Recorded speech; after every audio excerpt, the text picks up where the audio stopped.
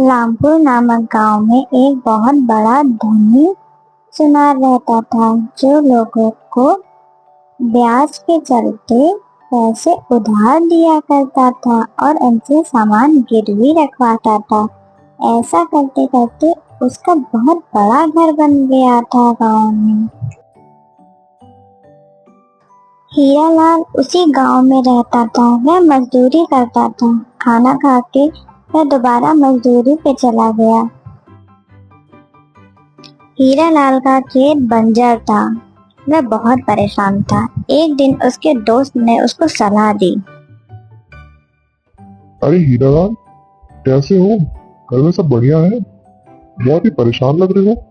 कोई दिक्कत हो तो बताओ मुझे, तुम्हारा दोस्त हूँ मैं आखिर। अरे भाई, क्या बताऊं, बहुत परेशान हूँ। घर पे एक बूंद राशन नहीं है और ये बंजर जमीन भी मेरे सर चढ़ी है। कुछ समझ नहीं आ रहा। अरे तो तुम इतना दुखी क्यों हो? तुम्हारे पास कोई कीमती सामान हो तो वह सेठ धनीराम के पास जाकर गिरवी रख दो और उससे पैसे ले लो खेती करने के लिए। इतना कह के उसका दोस्त वहां से चला गया और हीरालाल सोचने लगा अब क्या करे। फिर हीरा ने जल्दी जल्दी अपने खेत का काम खत्म करके सेठ धनीराम के घर गया। नमस्कार सेठ जी, वो मुझे थोड़ा सा उधार पैसे चाहिए थे। मुझे अपने खेत के लिए चाहिए थे। जैसे ही मेरी फसल आ जाएगी मैं उसको बेचकर आपके पैसे वापस कर दूंगा। क्या मुझे पैसे मिल सकते हैं? मैं सोने का मंगलसूत्र गिरवी भी रख दूंगा। अरे कैसी बात कर रहे हो भाई? मैं बैठा किस लिए हूँ यहाँ पे? तुम गरीबों की मदद के लिए। लाओ, दो अपना मंगलसूत्र, मैं तुम्हें उसके बदले पैसे देता हूँ। और हाँ, एक बात का याद रहे, मैं सिर्फ तुम्हें 3,000 रुपए ही दे पाऊंगा। सुनार मंगलसूत्र देखकर बोला, अरे ये तो 1,000 रुपए का है। मैंने तो फिर भी तुम्हें 3,000 रुपए दिए हैं इसके बदले। चलो ले जाओ, तुम भी क्या याद करोगे। और हाँ, जल्द ही वापस करना। हीरालाल सुनार की बात मान गया और उसे धन्यवाद कहकर वापस अपने घर की ओर फसल काटने चला गया। कुछ दिनों बाद उसने अपने खेतों में कड़ी मेहनत करी और उन पैसों से अधिक बीज लगाए और कुछ दिनों बाद उसे अच्छी फसल हुई, जिसे बेचकर वह बहुत खुश था और उसने बहुत पैसे कमाए। दोनों पति पत्नी बहुत खुश थे क्योंकि उनके घर नई खुशियां आई थी।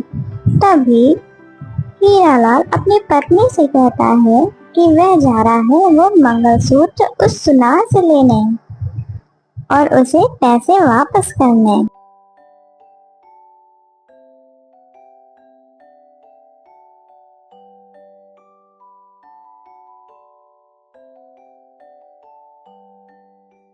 अरे सेठ जी, नमस्कार। कैसा चल रहा है आपका धंधा? ठीक तो है आप? हाँ हाँ, सब बढ़िया। तुम्हें देख के लगता है शायद तुम मेरे पैसे वापस करने आए हो, क्यों? हाँ सेठ जी, आपके दिए हुए पैसे से मेरी फसल में बहुत अच्छा सुधार हुआ है और मैंने उसे शहर में बहुत अच्छे दामों पर बेचा है, जिससे मुझे मुनाफा हुआ है। अब मैं अपना मंगलसूत्र लेने आया हूँ और आपके पैसे वापस करने आया हूँ। हाँ हाँ, चलो, अच्छा है तुम्हारा भी जीवन सुधर गया। आखिर मैं यही चिंता में था कि तुम्हारा मंगलसूत्र कहीं यहीं ना रह जाए। वैसे बैठो, मैं लाता हूँ तुम्हारा मंगलसूत्र। सुनार अपनी अलमारी से वह मंगलसूत्र निकालकर उसे देता है। सेठ जी, ये मेरी पत्नी का मंगलसूत्र नहीं है, ये नकली है। ये किसी और का है शायद। मेरी पत्नी के मंगलसूत्र के पीछे मेरे पिताजी का नाम लिखा हुआ था और इसके पीछे नहीं लिखा है। जरा आप ध्यान से देखिए। अरे, अब तुम ये क्या बात कर रहे हो? तुम्हें क्या लगता है मैंने ये मंगलसूत्र बदल दिया? मैं चोर हूँ? ये बात तुम्हें पहले बतानी चाहिए थी कि तुम्हारे मंगलसूत्र के पीछे तुम्हारे पिताजी का नाम लिखा है। देखो, जो तुमने मुझे दिया मैंने तुम्हें वापस किया। अब तुम जानो और तुम्हारा काम जाने। आज तक किसी ने मेरे ऊपर ऐसा इल्जाम नहीं लगाया। तुम पहले इंसान हो ऐसे।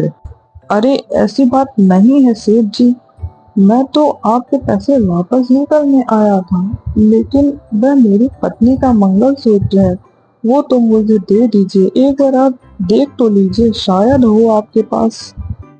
अरे भाई, अजीब बेगैरत इंसान हो तुम। कैसे पीछे पड़ गए हो मेरे, जैसे कि मैं चोर। एक तो मैं मदद करूं, ऊपर से मुझे ही झूठ बताओ। वह उदास होके वो मंगलसूत्र लेके वापस जाने लगा। जंगल में चलते चलते उसे उसका दोस्त रास्ते में मिला और उसने उसको वहाँ की सारी बातें बताई। जंगल में चलते चलते उसे उसका दोस्त रास्ते में मिला और उसने उसको वहाँ की सारी बातें बताई। उसने अपने दोस्त को वह मंगलसूत्र भी दिखाया। अरे भाई, तुम परेशान मत हो। तुम गांव के सरपंच जी के पास जाकर ये बात बताओ, वह जरूर तुम्हारा फैसला करेंगे। मुझे कुछ समझ नहीं आ रहा है, मैं क्या करूं? और घर जाकर अपनी पत्नी को मैं क्या बताऊंगा कि उसका मंगलसूत्र मैं नहीं वापस ला पाया? अरे दोस्त, दिल छोटा मत करो। तुम सरपंच जी के पास जाओ और परेशान मत हो, वह जरूर तुम्हारी बात सुनेंगे। हरी अपने दोस्त की बात सुनकर धीरे धीरे सरपंच जी के घर की ओर चलने लगा और उनके पास पहुंचकर उसने सारी आपबीती उन्हें बताई। सरपंच जी, सुनार ने मेरा मंगलसूत्र बदल दिया है, मेरी मदद करें। क्या सबूत है तुम्हारे पास कि यह मंगलसूत्र तुम्हारा ही है? अगर तुम्हारे पास कोई सबूत है तो तुम दिखाओ मुझे। सरपंच जी, वह मंगलसूत्र मेरा पुश्तैनी मंगलसूत्र है, जिसके पीछे मेरे पिताजी का नाम लिखा हुआ है। और जो सुनार ने मंगलसूत्र दिया है उसके पीछे कोई भी नाम नहीं लिखा हुआ है। सरपंच जी के कहने पे सरपंच जी का आदमी उस सुनार को घर लेकर आ जाता है।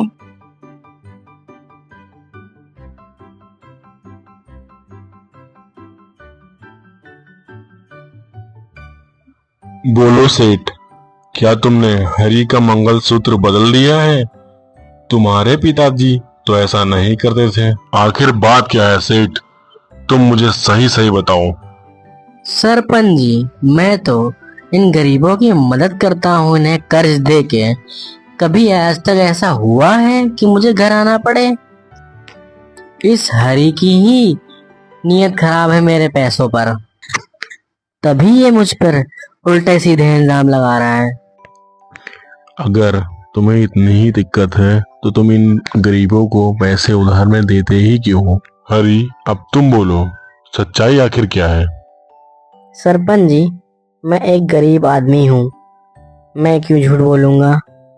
बस आप सेठ जी से बोल दीजिए असली मंगलसूत्र मुझे वापस कर दें। वह मेरा पुश्तैनी मंगलसूत्र है, जिसके पीछे मेरे पिताजी का नाम लिखा हुआ।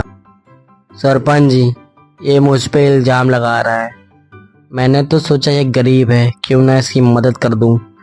मैंने तो इसके जैसे लाखों की मदद की, पर किसी ने कुछ कहा नहीं, लेकिन ये मुझे ही गलत ठहरा रहा है।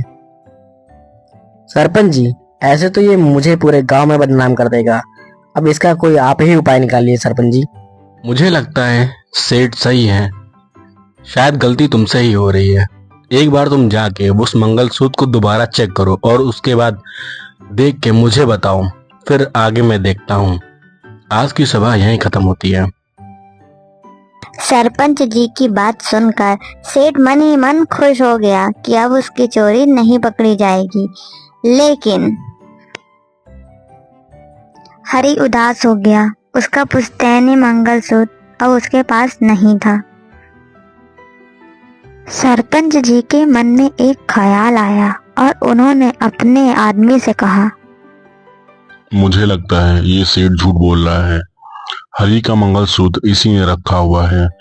ये सेठ जहाँ अपना सोना रखता है, तुम जाके उस सोने को चेक करके देखो और शायद उसमें ही हरी का मंगलसूत्र हो। मैं चाहता हूँ ये काम तुम जल्द से जल्द करो, वरना वह सेठ सतर्क हो जाएगा और अगर कहीं वह मंगलसूत्र छुपा ना दे। जी सरपंच जी, जैसा आप कहते हैं मैं वैसा ही करता हूँ।